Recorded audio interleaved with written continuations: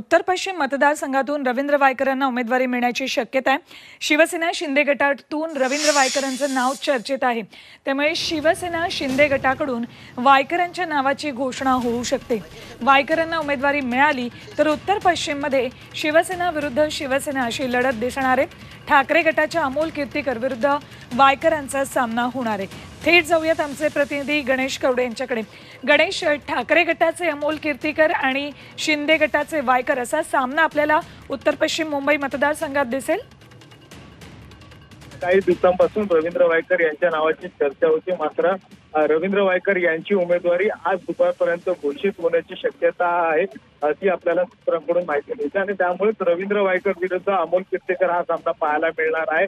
मात्र रवींद्र वायकर यांच्यावर देखील आहेत ते वेगवेगळ्या पद्धतीचे आरोप भाजपकडून करण्यात आले होते, त्यामुळे आता भाजपचे नेते रवींद्र वायकर यांचा प्रचार करतात। अमृत नोनी गॅस्ट्रिन, अपचन, ऍसिडिटी, गॅस्ट्रबल ह्यापैकी तुम्हाला कुठलाही गॅस्ट्रिक प्रॉब्लेम झाला, उपाय एकच, अमृत नोनी गॅस्ट्रिन देखील पाहणं गरजेचं आहे, कारण की ठाकरे गटाचे अमोल कीर्तीकर असतील यांच्यावर देखील एक वेगवेगळे आरोप करण्यात आलेले आहेत, त्यामुळे अमोल कीर्तीकर यांना टार्गेट केलं जात होतं। मात्र रवींद्र वायकर जर या उमेदवारी दिली तर रवींद्र वायकर यांच्यावर देखील हे सगळे आरोप आहेत, त्यामुळे आता कुठेतरी ईडी आणि सीबीआयचे जे आरोप अमोल कीर्तीकरांवर केले जात होते, मात्र प्रचारादरम्यान हे आरोप होणार नाहीत असंच एकंदरीत चित्र आहे ते पाहायला मिळते। त्यामुळे नेमका आता प्रचार कसा केला जातो हे देखील पाहणं गरजेचं आहे। बरोबर आहे, दोन्ही उमेदवार शिवसेनेचे आहेत आणि दोघांवरही ईडी सीबीआय याबाबत आता आरोप प्रत्यारोप प्रचारात होतील की नाही हेही पाहणं इंटरेस्टिंग असेल। धन्यवाद गणेश संपूर्ण माहितीसाठी।